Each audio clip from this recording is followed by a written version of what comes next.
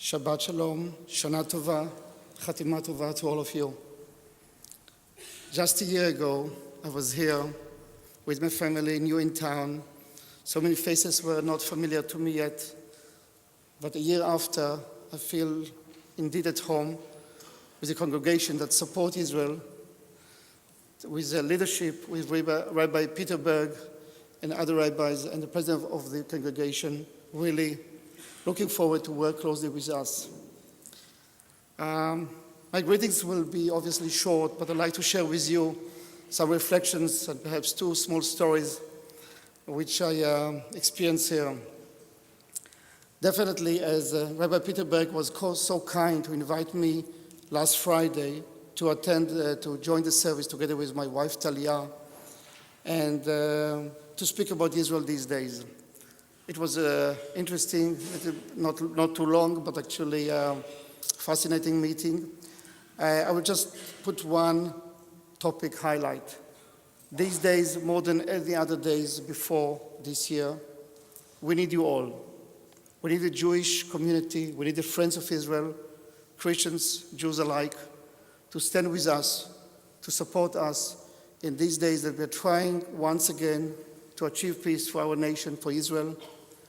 And our neighbors, our partners for peace, are turning our back to us. Palestinian leadership chose to boycott Israel. Our prime minister, democratically elected, to go to the United Nations. Your president and your Congress support your Israel wholeheartedly across the aisle, bipartisan support. The speech of President Obama was adopting Israel's position that we need security after what we, Jews, has experienced during the years of pogroms, the Holocaust, and the fight for existence, for secure existence in the Jewish state of Israel. Basically, we are saying a very simple thing. We would like to have a peace on this holy land, the land of Israel, with our neighbors, the Palestinians. Peace which will be based on two principles. It will be two states for the two nations, Israel, the Jewish state, and Palestine, the Palestinian state. But this state will be based on security and actually of self-respect, mutual respect.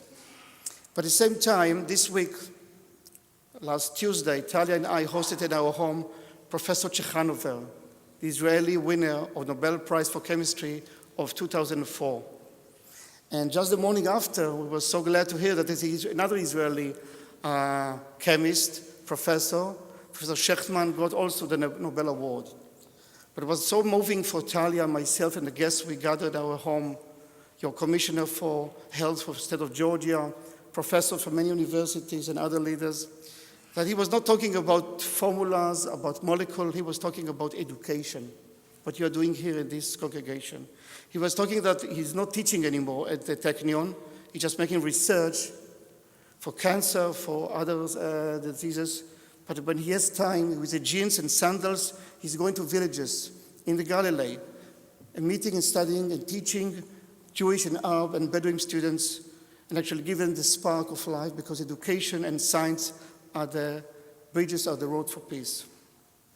Another small story, Erev Rosh Hashanah, the eve of Rosh Hashanah, Talia and I were invited to my deputy Sharon Caballo, an amazing diplomat and a mensch with her husband, Sami, wonderful partner, who is the head of the Israeli house. Now they, like a Jewish Israeli family, when they get a call from a Jewish family that Israeli family, they don't have a home for Erev Rosh Hashanah for the dinner, they said, come along. They invited them all. Two women, one of them with her husband. He's African American. And he's involved in an interesting part of our history. I believe many of you would know, at least not those who are so young, the name Mike's Place. Mike's Place was a pub in Tel Aviv, it's still a pub in Tel Aviv, in which actually suicide bomber went in 2000 and blew himself for pieces and killed so many and injured so many others. That Rick Coffey, that African-American person who was there, he was one of the singers with the band. He survived the attack. And he later on got married with a wonderful Israeli woman, and she's now a detective in Alpharetta police force. And eventually he introduced me to another Israeli who made another amazing success. His name was Ruslan Sirota. Probably nobody will know the name of this hall at this stage, but this Ruslan Sirota, 30 years old, who immigrated from Ukraine to Israel when he was 10 years old, grew up in Bat Yam. He received this year the Grammy Award for the best jazz album. Now, Grammy Award is something unique. I don't, to my knowledge, no Israeli ever received the Grammy Award. And he's a pianist, he's a composer, living in Los Angeles. And I told him, I'd like you to come here. I'd like you to come to the Southeast, to Atlanta. Let's bring the Israeli culture here. Because we believe in the consulate that we should give good answers on the challenges we have from Iran, for the Palestinians and others. But at the same time, we'd like to deliver another Israeli, the Israeli that you know, of the business community, that the AICC, American Israel Chamber of Commerce, doing such a good job. The political one, obviously, AIPAC, great job, but also the culture one. And I need partners. I need partners within the community that will assist me to bring more and more Israeli culture to the campuses here, to the universities, to any place. And we have a good chance because we have good quality of Israeli music, filmmaking, and artists. So with your help, I believe we can make Israel a better, more beautiful one in this region. And I'm grateful for you for being here and for the rabbi and for the community for welcoming me. It's a great honor for my wife, myself, my 2 daughters, and Shana Tova, Chatima Tova. Thank you.